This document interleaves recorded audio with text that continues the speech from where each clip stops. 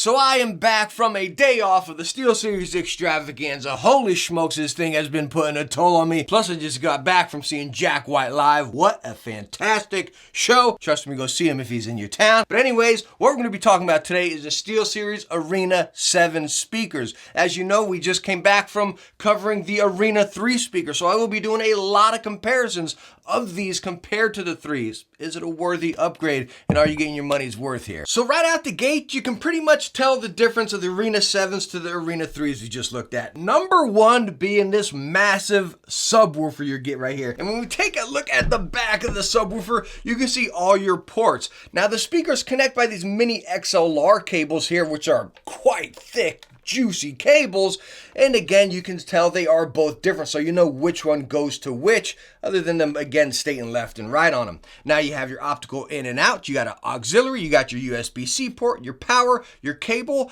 or your power cable, and then your bass volume controller for your subwoofer. And of course, looking at the speakers, this white bit on the bottom is going to be RGB as well as the ring. So I'm going to go ahead and just take these guys, plug them into the back right here. Bam, you're seeing them power up. Very simple with those cables. I really like that. But as you see, they are powered up, and you can see they are red. So yes, they are saving the settings that you put on your PC. They're going to save to this. So say if you take this whole setup here and go over and use it on a console or another PC or on your TV setup, something like that, it's going to save what you set in Synapse, that's a razor, what you save in the engine, the SteelSeries engine, and then put it on this. Really cool there. Now also on the front of the Arena 7 speakers here, you do have your volume wheel, just like we had on the 3s, and then your multifunction power button, which you can pair it up to Bluetooth by holding it down. You have that little light on front right there. Then you can mute the speakers, which you see it comes to yellow. Now, as far as on your back, you also have that headset port. So whenever it will sync to the headset, and whenever you mute this, again, it will mute your headset as well.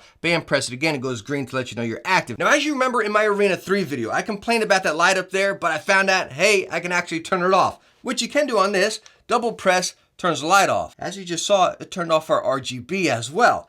Now you can still run it like that. Your RGB lights are off. Bam, your light comes on, just let you know what's going on. Then it turns off, but you're out of RGB. So if you wanted your RGB on with that goofy light off, well, you can't. Nitpicky maybe, but something I wish I could just turn that front light off and still keep my RGB on. Now taking a look at the speakers here, other than size, we have the Arena 3 over here and the Arena 7. The number one core difference here are the drivers. Again, we got that massive driver over here, that single driver. You got your bass driver, and then your dedicated tweeter up here, which we're going to talk a lot about in sound. That is the core difference between these two. But yes, looking at size, the Arena 7s are much smaller. You can see top to bottom right there, coming over to the 3s, top to bottom. As far as width, bam, and then width of the 3s, as you can see, right there. So yes, the Arena 7s are definitely smaller than the Arena 3s, but honestly, not that much. Like when you get them on your desk, it's like,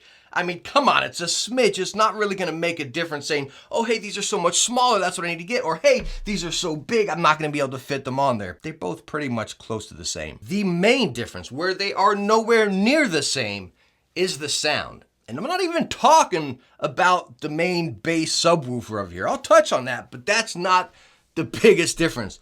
These drivers alone are just so much more crispy, detailed, and just a smack in the face. Not a punch in the face, that's more or less the bass over here. This is just more or less a smack in the face, if you catch my drift here, you know what I mean?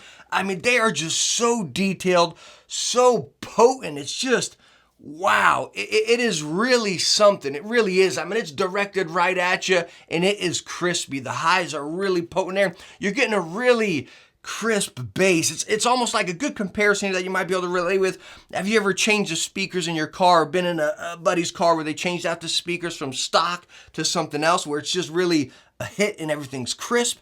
That's exactly what this is compared to the Arena 3s as far as that sound, talking bass core speakers here. That's like stock car speakers. This is like upgraded car speakers, if that makes sense, which I actually just upgraded the speakers in my Jeep, so it's good reference for me.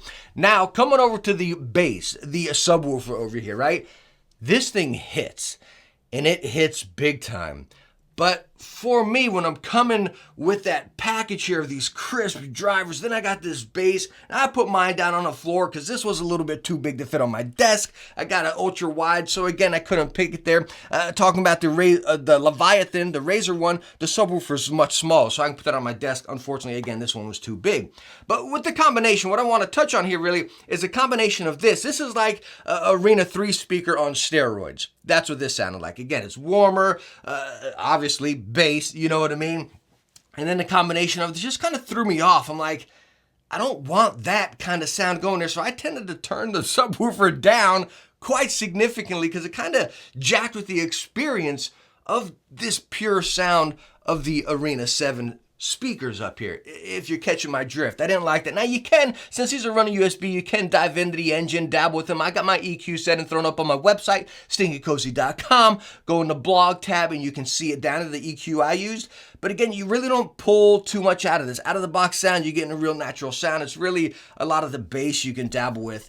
In my opinion, in my core experience, I didn't like that combination of mix. I'm not a big subwoofer guy. You know, I don't like that crazy thumpy bass, which you get it with this, but again, it really kind of brings out that full kind of bass. It's not that rock hard hit, if that's making sense. I'm almost mixing myself up here because it's two different variations we're getting here. Crisp, detailed, sharp, warm, full bass, obviously coming from a subwoofer, but in my opinion, they interfered with each other and kind of made me be like, no, I don't want that. I want it to really mesh, which I didn't get that vibe. Now, I want to pull out the Arena 3s for another quick comparison, another topic here. And I forgot to mention this in my review of the Arena 3s. So I had these, again, I use an ultra wide. So I had my speakers out there, bam, tilted them up a little bit, which I'm not sure I mentioned. Yes, you can tilt these up and down. They don't spin, but of course they're on a round base, so you're good to go. Anyways, whatever. I took them, tilted them up a little bit, talking about my Arena 3s here on my ultra wide, bam, sitting out there. When I played them, whatever music, video, or whatever, it truly sounded like it was coming straight at me. Again, just so we're clear, we're talking Arena 3s here, okay? They sounded like they were coming straight at me.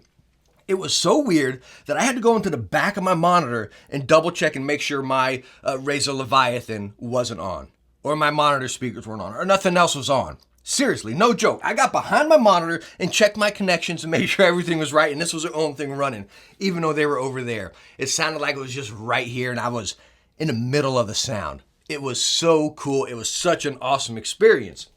Now, touching on the Arena 7s, did I get that same experience here? No.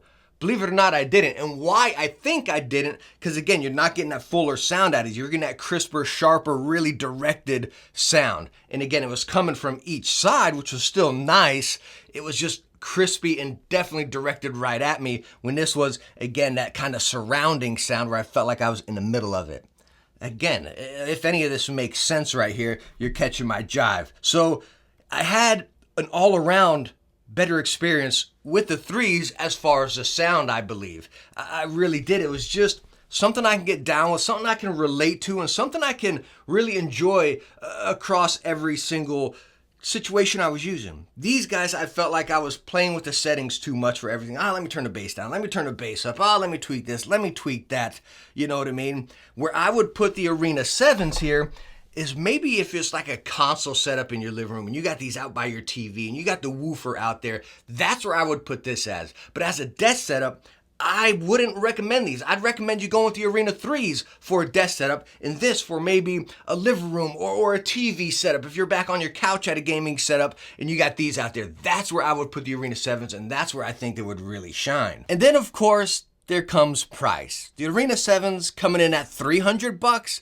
The Arena 3s are coming in at $130. As I said in my Arena 3 video, that price shocked me. I didn't think they were gonna cost that low. I was thinking $150 minimum, but I was expecting like $175, $180, something like that. I was really shocked when I looked at market material and found out they were only $130, and that blew me away.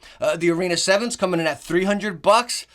It's gotta be, you gotta want everything this is in there. You gotta want that extra bass. Again, I don't call it a PC setup. I call it more like an entertainment or a living room type setup. You gotta want the RGB.